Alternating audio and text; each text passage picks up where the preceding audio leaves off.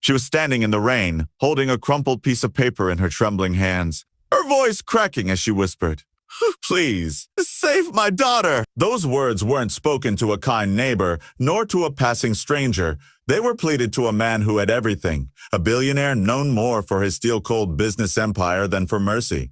And what happened next would change not only her life, but his forever.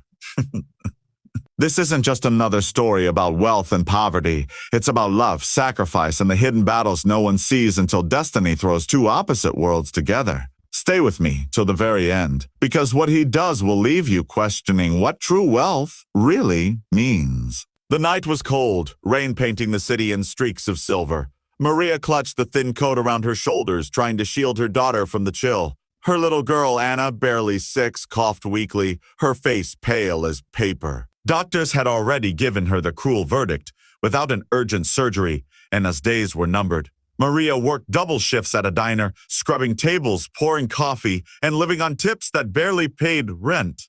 But no amount of overtime could reach the towering sum needed to save her child's life. That evening, desperation led her to the glass towers where the wealthy dine, her heart pounding as she saw sleek black cars line the curb.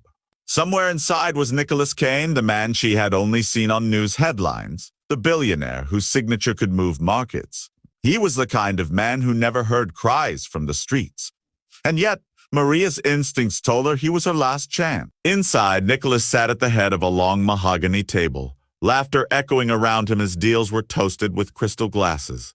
To him, money was just a number, emotions an inconvenience. His childhood of being abandoned by his own parents had carved him into a fortress, cold, unbending, unreachable. He believed life was survival of the fittest, and if people struggled, it was their failure, not his responsibility. That belief was about to be shattered. For when Maria stumbled into that grand lobby, soaked through clutching Anna in her arms, the guards moved to push her out. But her voice cut through the polished air like a blade. "Oh, please, please, please save my daughter. She's all I have." Heads turned. The billionaire's hand froze around his glass. For a moment, the room was silent except for Anna's weak cough. Nicholas's eyes narrowed as he studied the fragile child in her mother's arms. Something stirred, something he hadn't felt in years. He wanted to ignore it, to wave security forward, but Maria's eyes locked with his, filled with raw desperation. It wasn't money she saw in him. It was hope. Faint and trembling. Against every instinct, Nicholas stood. Without a word, he gestured for her to follow him. That was the moment two worlds collided, not in business, but in humanity.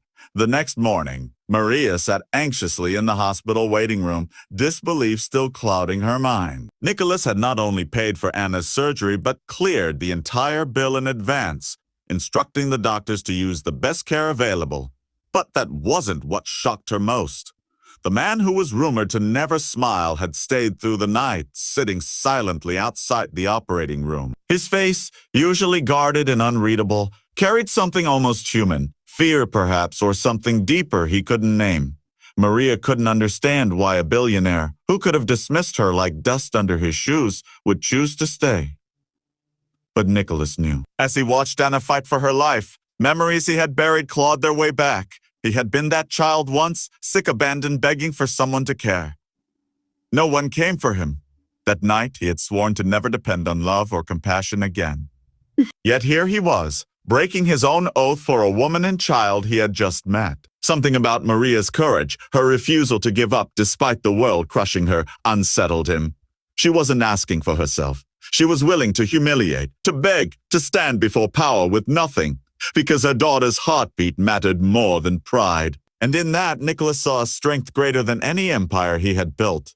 Days turned into weeks as Anna slowly healed. Nicholas visited often, much to the surprise of his inner circle. Each visit stripped away a layer of his hardened exterior. He'd bring coloring books, sit on the floor of Anna's room as she giggled softly, and he'd find himself laughing, really laughing for the first time in decades. Maria, though still cautious, began to see the man behind the title. There were moments she caught him staring at Anna with a softness that made her wonder if this was a man rediscovering something he had lost long ago. But not everyone approved. Nicholas's board whispered about distractions, tabloids painted him as vulnerable, and friends warned that compassion was weakness. Yet Nicholas found himself unmoved. The empire he built suddenly felt hollow compared to the joy of seeing Anna take her first steps out of bed. He began questioning everything: his wealth, his purpose, his legacy. And in Maria's quiet gratitude and her resilience despite years of hardship, he began to see that real riches were not counted in billions, but in love, in family, in the chance to matter in someone's life. The surgery's success marked more than Anna's recovery. It marked Nicholas's rebirth. Standing outside the hospital one evening, he turned to Maria, his voice quieter than she had ever heard. "You thought I saved your daughter, but maybe she's the one saving me. And that's the truth of this story." A poor single mother's desperate plea cracked open the heart of a man who had everything but love, and what he did next wasn't about charity. It was about change. Nicholas Kane, the billionaire who once lived only for profit, dedicated his life to helping families like Maria's, creating hospitals, funding treatments, and ensuring no mother would ever have to beg the way she did. Because sometimes the most powerful transformations don't come from boardrooms or wealth. They come from a single whispered plea. A "please save my daughter." And when answered with compassion, they don't just save one life, they save many.